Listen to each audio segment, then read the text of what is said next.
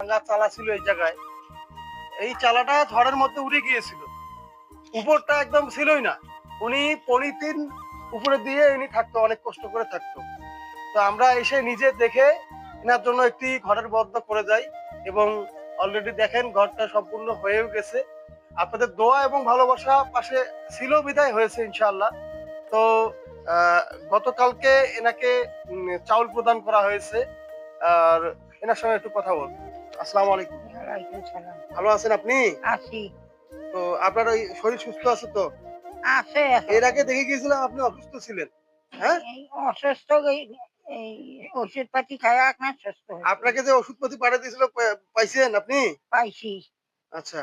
তো আপনি কি চাউল নিতে গিয়েছিলেন? গেছিল। তো চাউল এখানে কত কেজি চাউল আছে জানেন আপনি?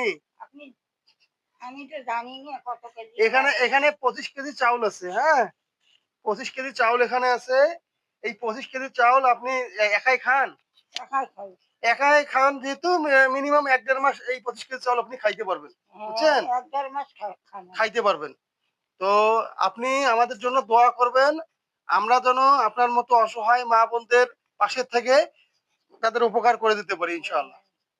দোয়া করবো আমরা। আর আরো যেন মাইকে দিবে আল্লাহ রহমত করে।